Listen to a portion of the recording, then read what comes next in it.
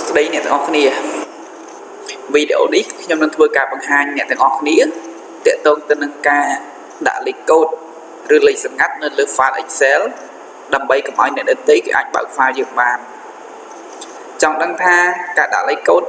គឺយើងដាក់យ៉ាងម៉េចសូមតាមដានទាំងអស់គ្នាបាទជាដំបូងយើងបើក file Excel របស់យើងមក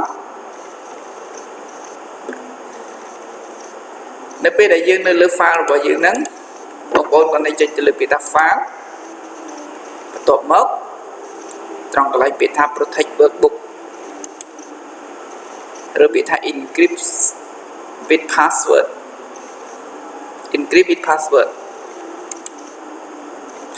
បន្ទាប់មកយើងធ្វើការវាយបញ្ចូលលេខកូដនៅក្នុងប្រអប់មួយនេះបាទអញ្ចឹងលេខកូដរបស់យើងប្រហែលយើងវាយចូលមកគឺជាលេខកូដដែលយើងកំណត់ក្នុងការបើក workbook នឹងអញ្ចឹងខ្ញុំវាយលេខកូដ1 2 3ម្ដងទៀតលើកទី2នេះគឺជាការ confirm ជាការបញ្ជាក់លេខកូដដែលយើងវាយបញ្ចូលអំបញ្ញមិញហ្នឹងពីព្រោះការធ្វើបែបហ្នឹងជាវាការដែលយើងវាយលេខកូដអត់ចាំពេលក្រោយគឺយើងអាចនឹងភ្លេចអញ្ចឹងគឺយើងធ្វើការវាយបញ្ចូលពីរដងតមកចុច OK ដែលចុចសញ្ញាព្រួយមកក្រោយហើយរើសពាក្យថា save អញ្ចឹងនៅពេលហ្នឹងគឺ file Excel ហ្នឹងគឺយើងបានដាក់លេខកូដហើយអូខេអញ្ចឹងយើងសាកល្បងទាំងអស់គ្នាថាវាជាប់លេខកូដដែរទេជា close ហ្នឹងមកបាទអញ្ចឹងចូលនឹងបើកម្ដងទៀត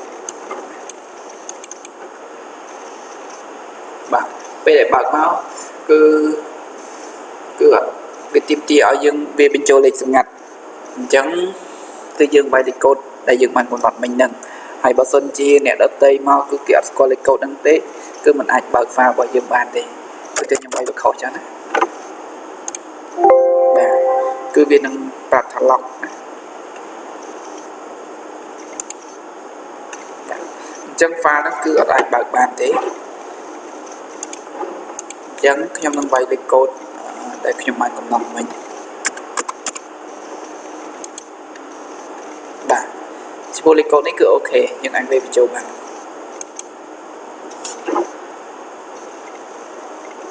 បន្តមកទៀត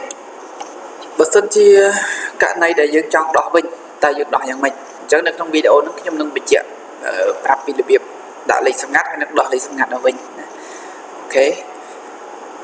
អញ្ចឹងដើម្បីដោះលេខសម្ងាត់ហ្នឹងគឺយើងគាត់នឹងចុចលើពាក្យថា file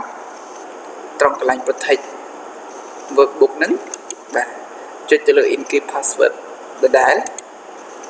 បន្ទាប់មកលុបលេខកូដចោលហើយចុច OK បន្ទាប់មក save អញ្ចឹង file ហ្នឹងគឺឡើងមានជាប់លេខសម្ងាត់ទៀតហើយបាទអញ្ចឹងវីដេអូហ្នឹងគឺសូមចប់ត្រឹមតែប៉ុណ្ណឹងសូមអរគុណចំពោះការយកចិត្តទុកដាក់តាមដានមើលទាំងអស់គ្នាហើយកុំភ្លេចសូមជួយចុច Subscribe មួយផងអរគុណសូមជម្រាបលា